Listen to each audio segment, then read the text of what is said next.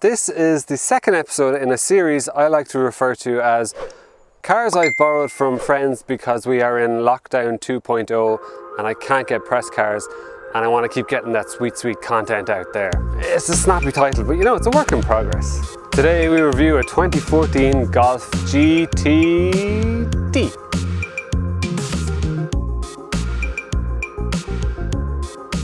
Right, out the gate, I'm going to be completely honest with you. I've never really got the whole golf thing. Like, even the performance stuff just never got my blood flowing. And I'm not really sure what that reason is. Maybe it's just because I see them everywhere that maybe that's why it just puts me off. Like, that's not a good enough reason, and I do understand that. And I do understand that this is sort of a stupid reasoning. But like, everyone has them. And that puts me off. But that's obviously stupid because if everyone has them, they're probably good and people probably keep them for a reason. So I'll put all my preconceived notions and prejudice behind me and we'll take today's car on its merits. Today's car is Tornado Red, which helps even more. This is a very attractive piece of machinery. You know, if it was a person, it could be a part-time model. Now, if we cast our minds back to 2014, it was a much simpler time. There was no pandemic, no Trump, no VW emissions scandal. Diesel was king. We were basically encouraged by the Irish government to buy diesels based on a motor tax system which rewarded you for having a low CO2 emitting car, and of course back then all diesels were very low emitting of CO2.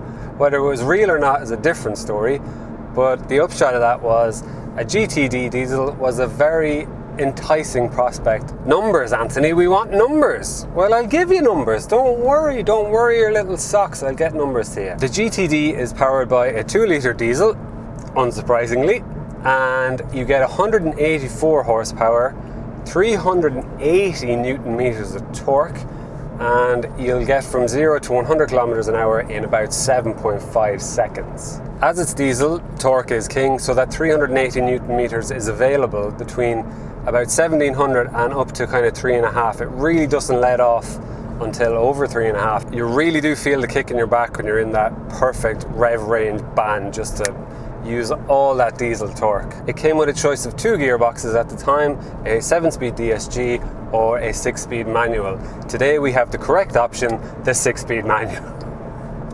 It's the only option. Obviously, another good reason to buy a diesel is the impressive fuel economy figures.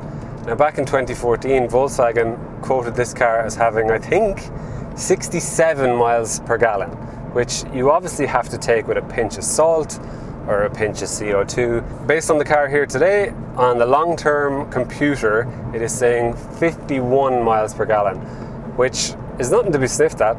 Actually, don't sniff diesel. If you take this car on the motorway, it's very impressive, very refined. It's very comfortable, very quiet.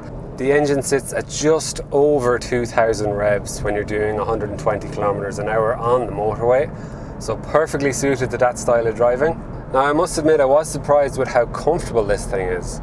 I was expecting a bit more of a stiffer ride, and because it is a GT, it sits 15 mils lower and obviously has stiffer suspension and 18-inch alloy. So I was expecting a bit more crash through the cabin, a bit more upset on bumpy roads. Maybe I shouldn't be that surprised by it. It is all independent suspension around, and obviously the people at Volkswagen and the GT people know what they're doing with suspension and chassis and stuff. That 6-speed gearbox is perfect.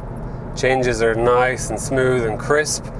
It's good and direct, and it's very accurate when you do just skip through the gears. If I was to describe its approach to corners and the twisty stuff, it's very confident, very composed, and very grippy, surprisingly grippy. You can lean on it quite a bit, and it is very impressive through the corners.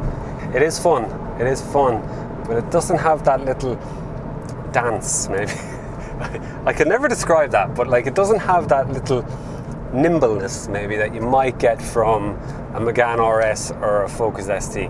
My God, that suspension is very good. It really irons out most stuff without any fuss at all.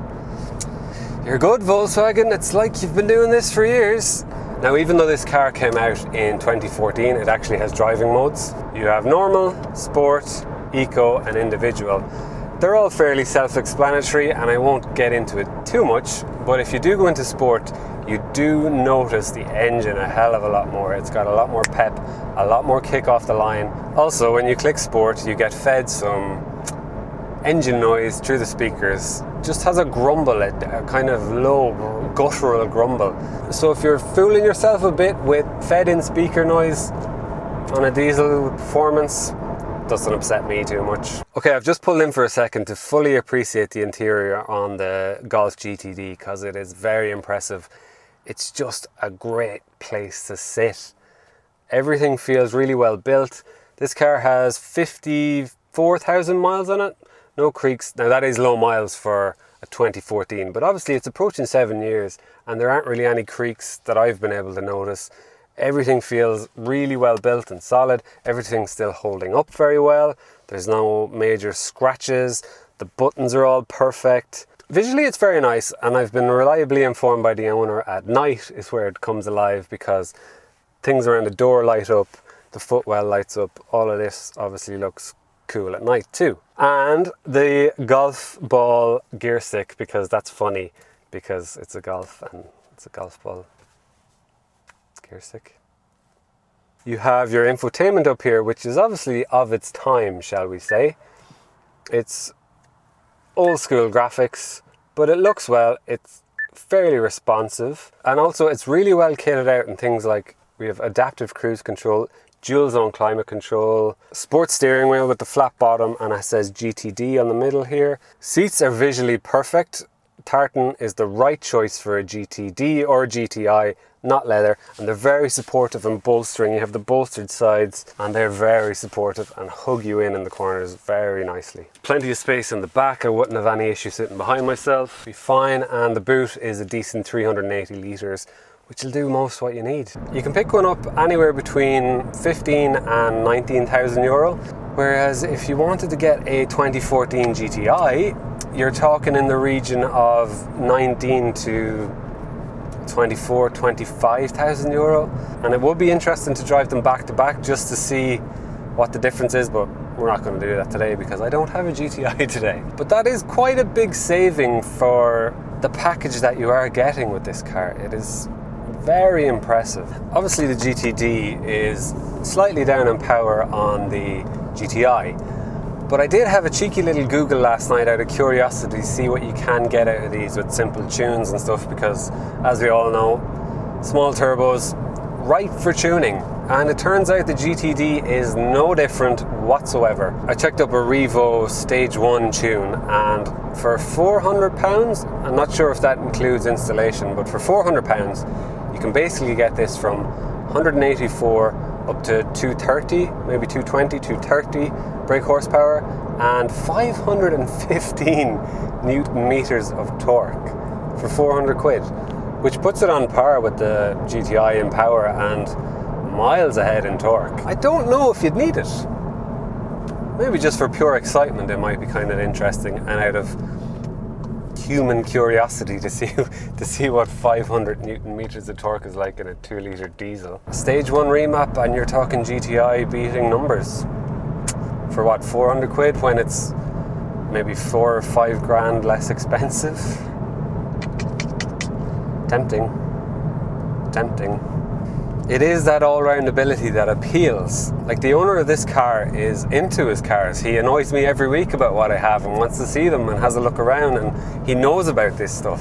He likes them. He had a commute of 140 kilometers a day before COVID kicked in and he had to start working from home. So this just made loads of sense. It's got good performance when you want it, handles well in the corners. He's still into his cars. He still gets the reward from this car, but he needs the fuel economy to do those miles. And it performs so well on the motorway, which is the driving he does.